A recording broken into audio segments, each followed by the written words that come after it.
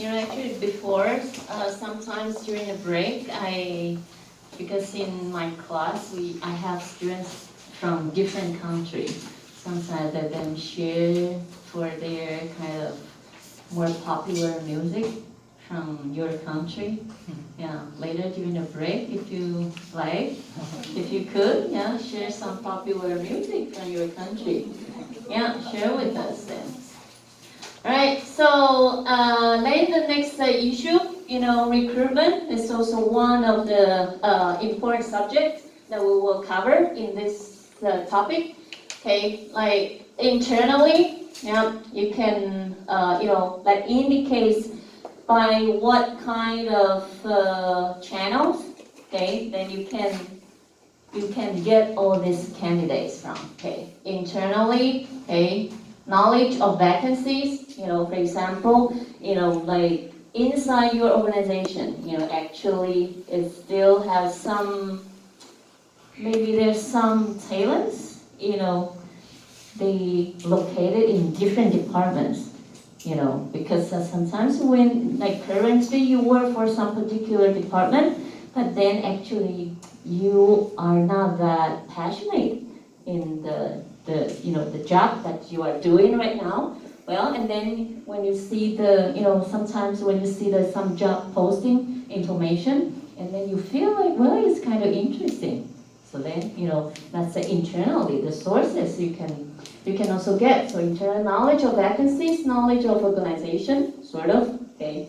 So you can also have the opportunity to get all those candidates from internally. Externally, okay, of course, the HR department, they will have this job posting via different channels, okay. Before, for most companies, they try to look for the candidates from like newspaper, right? And then incrementally it's been via internet, and now we have different sources, okay? For example, like LinkedIn, okay? Are you the member of the LinkedIn? Yeah, you can also join the membership of the LinkedIn, okay? Or the advertisement will be externally that you can search for your candidates. And career fair, okay? Actually now in Taiwan, okay, most universities have this, campus job fair, okay, in Donghua or in some other university in Taipei. I think the biggest one of the campus job fair is at the NTU. Generally, they will have that in March. But I think that this year, I think they cancel it. Okay, that is I think it's one of the biggest campus job fair that indicates, if you plan, for some students, they plan to graduate, for example, in June, you bring your resume to the campus job fair, and then because there are so many, I think that probably like thousands of companies will be there, and then the HR managers will be there, and then you feel free to talk, you bring your, make several copies, and then any company, if you are interested, you just walk in there and then deliver your resume to them, yeah, and talk to them. Actually, I have some students that got the job offer from that campus job fair. Yeah, so you can also check for the information. Like if you are not that urgent to, you haven't planned to graduate soon then, right? Okay, or there's some company, they also, get their candidates through employment agencies, which indicates they outsource this recruiting process via some HR professionals. So for example, like headhunters, etc. All right. So this is covered for the all issues in this topic. Okay. So let's address for a little bit more details from each sections. Workforce planning and forecasting from the employer's, demand side. Okay. As we mentioned, workforce planning, employment planning or personnel planning, all this terminology are similar. Okay. So it's a process of deciding what. Yeah, I think earlier I mentioned about it already. What position the firm has to fill and how to fill them. Okay. And earlier, I also talked about another concept for you to fill up the position that is more executive level. What do we call it? As what? Succession planning, right? Okay. The executive level is like a CEO, succession planning then, right? So this is the step in recruiting and selection process. Okay. The employment planning, forecasting, and then you will build up, the company will build a pool of candidates, right? So then, of course, then the applicant will, try to apply for that, fill out some application form, okay, and use the selection tool like tests or, job interview process. So then there are some candidate will be hired, all right? So now, actually for all this process will be computerized. Okay, it saves plenty of time. Because as I remember, for example, as for this part, before I have a student, he told me that he was interested in some particular job position. So then, of course, he clicked this linkage. It's related to the, for him to apply for this job position. Then he clicked this linkage, and then it lead him to like he needs to fill out some questions listed. After he filled out these questions, then the result shows that you are not appropriate for this job then. Yeah, maybe they conduct some, sort of it could be the personality test then. Okay, so then the result that they found, from this automatically screen out some candidates are not appropriate for their company. And it also saves the candidate's time, also saves the company's time. Right, so that's what I mentioned. The computerized system now is very important, okay, for this company then. Right, workforce planning system now, being computerized. So workforce scan, and then, actually there are some consulting company, okay, they also help some organization to do all this work. Okay, everything will be they use all this data, okay, to support. Okay, so then it's easy for the company to analyze their workforce planning. Then, okay, you might check for their past, turnover rate, etc. Right. So here, earlier we also mentioned about the, for the workforce planning, actually is highly relevant to your business strategy, right? So workforce planning should follow from the firm's strategy, all right? Your strategic plan. Either you want to, in the near future, okay, in the following 2 years, you plan to conduct this, we call it diversification strategy or internationalization strategy, etc. All right, so then the workforce planning for you company will be different then, right? So the heart of the workforce planning involves thinking through the skills and what of the company need, competencies, right? Skills and competencies. Competencies indicates that knowledge, ability, or a skill, okay? KSA, right? So then this is the most important issue, okay, for the workforce planning, okay? What kind of skill of, the workforce or the competencies of workforce that you need, okay, to fill in for that job positions then, okay? So here, okay, this steps in linking this employer strategy to the plan. Okay, for example, here, if the company, the employer strategic plan, plan to have this diversification, okay, in the following 2 years, diversification strategy, and of course, for this different, departments, okay, they have to follow this different strategic plan, okay, to make their department's plan. Sales plan, production plan, financial plan, and HR plans. And then for the HR plan, okay, they also divided by this personnel plan, training, compensation, etc. Okay, I think the concept is not that hard to understand then. Okay, and that's also use the example that we did from like last week for that hotel. You know, for example, that hotel, they want to increase their service quality then. Okay, so then that's also one of the strategic plan. Okay, increase the quality of service. Okay, so then in different departments, okay, they have to follow this strategic plan, how to increase the quality of service. So then for the HR plan, well, they might need more training for their current employee, or in their recruiting process, they need to add some more new traits into this, qualification for them to recruit for this new employee then, right? So then that is the issue. Okay, how to link the strategy to the workforce planning. Okay, and was to talk about all this. What would be the most important factor that you have to take into consideration before you make this workforce planning? Can someone tell me? Revenue. Very good. Revenue, right?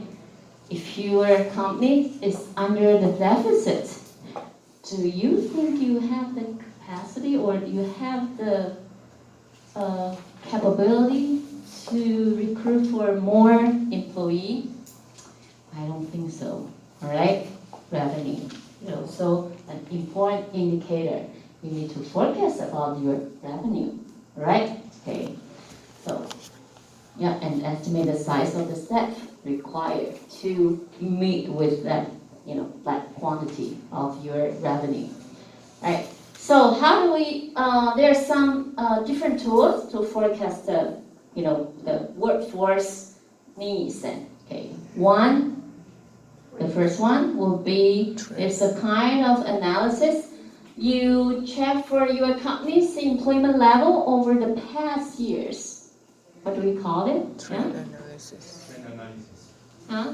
Trend. Trend analysis. Very good. Trend. You check for your company's record for the past 5 years. Okay, to see the trend then. So then you will know about a little bit forecast about how many workforce that you might need then. Another analysis is related to you check for this data. It's the ratio between some causal factor and the number of employee required then. Yeah? Ratio analysis. It's a little bit hard. Put all your hands down. 3, 2, 1. Okay. Catherine? Ratio. Good. All right. Okay. Ratio analysis. Right. And the third one, scatter plot. Okay. It's it's also kind of the use a statistical tool. Okay. By identifying the relationship between two variables. Okay, for example, for a hospital, how do they, forecast for how many registered nurses that might need? One of the important factor would be by the beds of the hospital. Okay, how many beds do they have then? Right, so it's probably that's a scatter plot then. Okay, so then here, how do we improve the performance? Okay, by, as we mentioned, the human resources information system, is quite important now to, we conduct this HR process. Okay, yeah, so then we use a computerized system to make the forecast, but can you 100% just count on the data, okay, to make your, workforce planning? No, not really. Okay, sometimes you also need some, we call it as managerial judgment.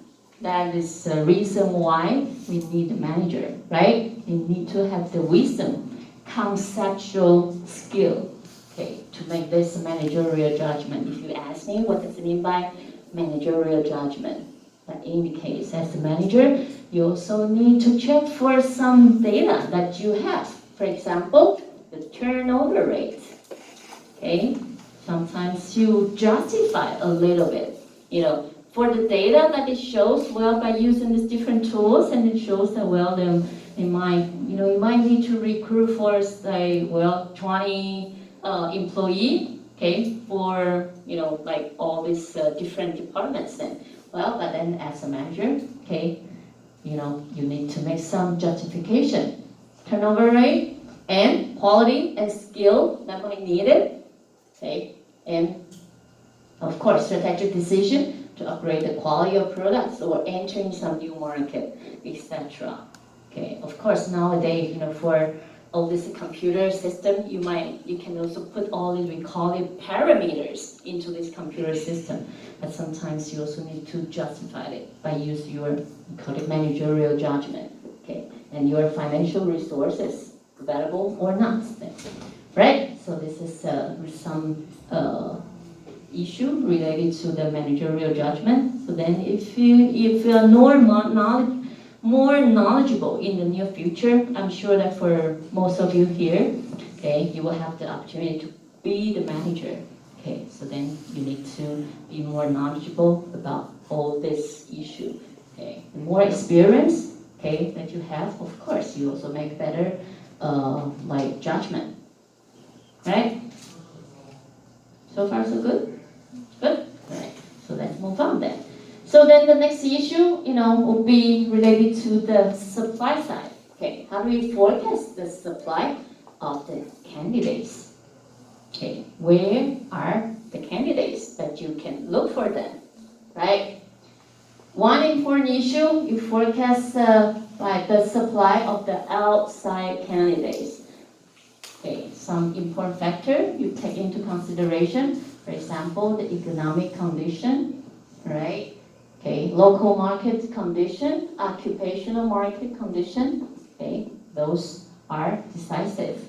Okay, so it's important also, related to your pay plan, right? If this kind of industry now is the shortage of this, skillful labor, yeah. So then you have to bring more attractiveness toward all those candidates. Right? Forecast the supply for inside your candidates. I think we already talked about it. Qualification inventory, right? You use Jenny, it's better for you to use a computerized system.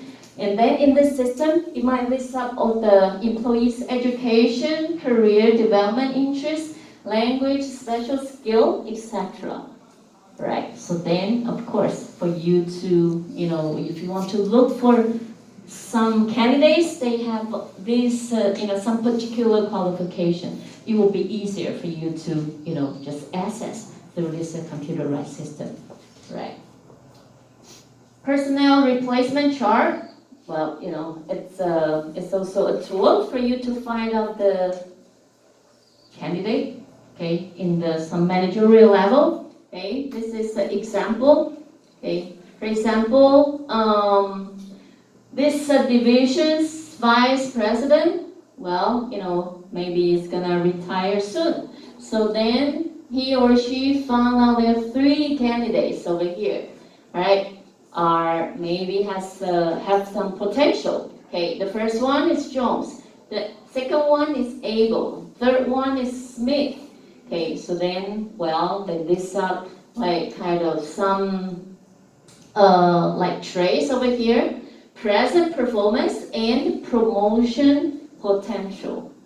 As you can see over here, this yellow color of triangle indicates outstanding, and then the promotion potential of this rectangular, okay, the square one is ready now. So as you can see, Jones, well, seems not bad though. Abel here, required development, okay. A little bit, the present performance satisfactory, but the promotion potential, well, it seems like needs further training then. Okay, it's in the middle one. But then for the Smith, since it's not that good, need improvement. So it's obviously which one will be the best candidate then? Of course, Jones. Okay, this is what we call about the replacement. charts, right? So that is how you find your candidates then, okay? And the following one, as we mentioned, how do you find this successor, all right, in the executive level? Succession planning, okay, is to make sure like there's a suitable supply of successor. Generally, like for some companies, big company, they find a successor, they will have also a pool of candidates. Okay, so well, might not be just one, it would be more than two, right? It depends. We call them a successor.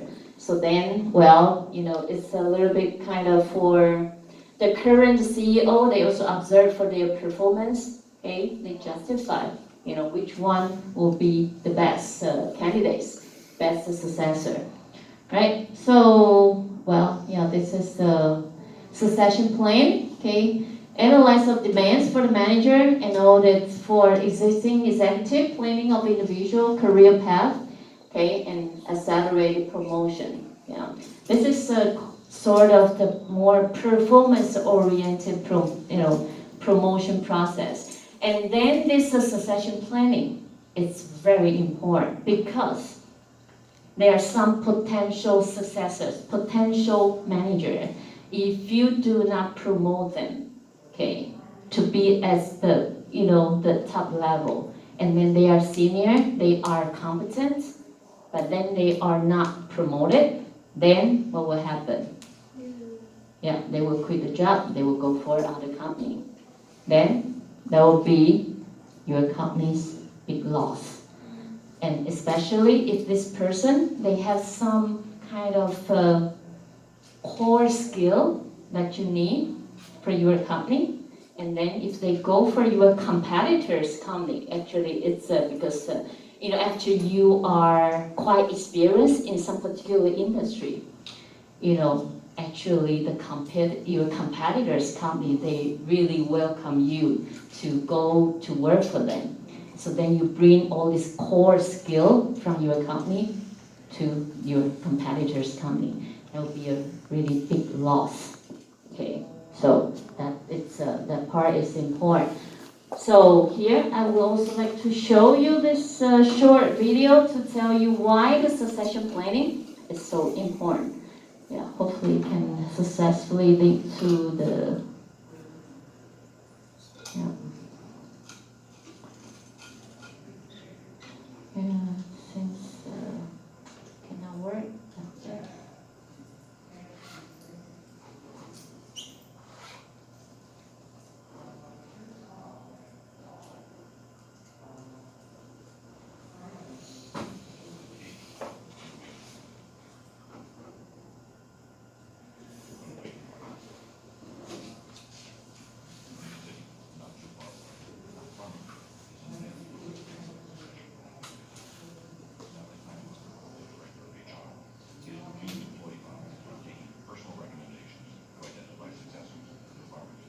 It's kind of the volume.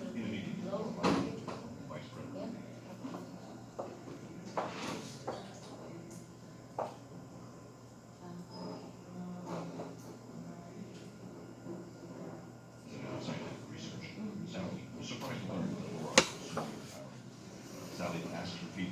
Wait a second, let's start from the beginning again. In a city not too far away, Pharmagood is in the midst of their annual succession planning activities. Farm Sally big and farm Panel, good. the director of HR, is reviewing employee files and taking personal recommendations to identify successors for Pharmagood's key roles. In a meeting with Laura Lively, the vice president of scientific research, Sally is surprised to learn that Laura will soon be retiring. Sally asks for feedback on potential successors. Laura nominates her golf buddy, Charlie Forfeit, even though he's new to the company. Sally takes note and names him as a successor to the VP of scientific research position. After hours of scouring binders and sitting through countless meetings, Sally completes her yearly succession planning exercise.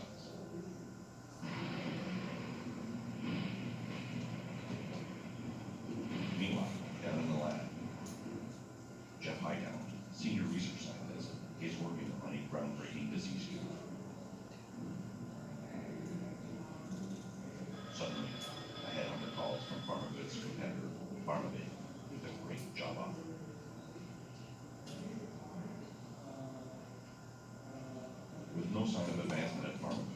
decides to try his luck with pharmacy.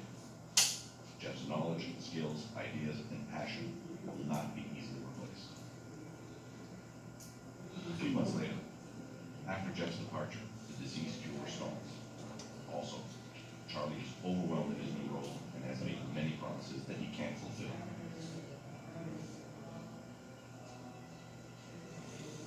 With the loss of Jeff and Charlie's poor fit, PharmaGood has been seriously impacted. The leadership team is extremely unhappy. Sally realizes the flaws of the PharmaGood succession planning process, but it's too late. Meanwhile, over at PharmaBay, Jeff discovers the cure. The company announces the news, and their stock price soars. Let's try that again. This time, with SAP Talent Visualization by she launches a talent report called Key Position that shows her all the roles that are critical to organizational success.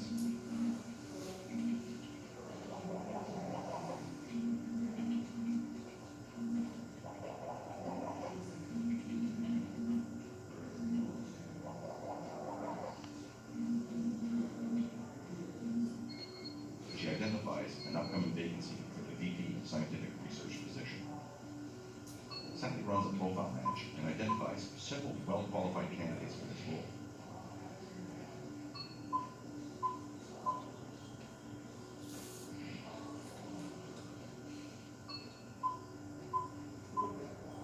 Jeff Hightower has exceptional competencies, qualifications, and experience for the position. She drills down into each candidate's profile and quickly sees that Jeff is flagged as having high risk of loss. Analyzing his qualifications, she realizes that he has critical knowledge and skills that are not easily replaceable. Aha! She clearly sees that Jeff is the right fit. She meets with Jeff to discuss his career goals. He is very excited at the potential events. Back in her office, she nominates Jeff as a successor for the key role.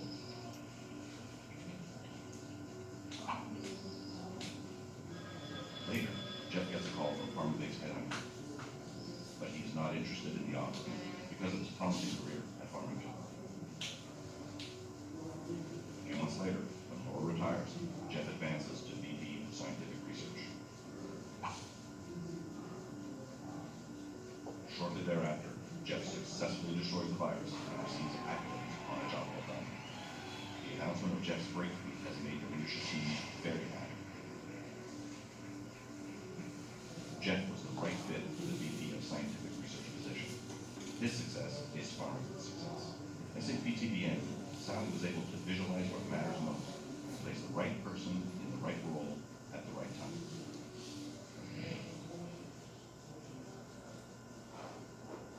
See? Okay.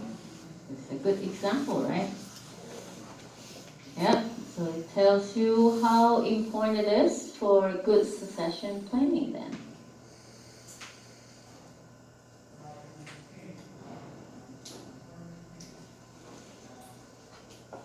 Yeah, it's just, a small step, it changes everything, right? So that is the issue then, all right? So then the following sub-issue we'd like to address for would be related to recruiting job candidates, okay? By what resources can we get our, this pool of candidates, right? Okay, actually, we already talked about it earlier. Yeah, I think let's give it. Yeah. So here, actually this is, we call it recruiting yield pyramid. It indicates if you want to recruit new hire, you'll be around like 50 employee, and then actually the offer for you to make, because sometimes for you to give the job offer to all those candidates. Do they really come? Do they really come to your company? Not really, all right? So then here it's a little bit kind of, they make some forecast. The offer made will be, kind of double, right? And the candidates interview, it could be, a little bit more, okay? 3.22, and the candidates invited, okay, it could be, 4 times of the candidates that you intended to hire, okay, and these generated, okay, it will be, of course, a lot more then, right? So then that tells you the difference of for the recruiting process, it need to reach as many, potential candidates as possible, right? So here, earlier we talked about the more candidate, the more applicant, the more selective that you can have then, right? So makes sense in terms of your company's strategy, because for some candidates, for some of the applicants, they also check for your companies, does the company have the potential or not? Okay, in the near future, if you are searching for this, if you get some different job offers, one important issue to see yourself in this company, or does this company have good potential, right? That's also one important issue. It's not just only, of course, the payment is important, but not just only, you check for the payment itself only, right? Strategy, right? So, yeah, then internally, there's some internal sources of the candidate, okay, job posting, okay. So you post for like HR department, you might post some job, like all this job vacancy information internally in your company's website, okay, like intranet sort of, okay, like the qualification, etc., supervisor, working schedule, and the pay rate, etc. Okay, the job posting. Another sources that is also one of the most important sources that you get the qualified applicant or qualified candidates would be from Internal. which one? Internal. Internal? Referral. Very good. Okay. Employees referral. What does it mean by that? It indicates that you get this potential candidate or get this applicant from the employee currently work for your company then. Okay, we call it as employees referral. I think it also happens quite often, right? Yeah, sometimes for you to get some particular job position is because of, well, you might have some friends or relatives, they work for some particular company, and then there's one day, well, then you meet this friend or your relatives and then mention to you about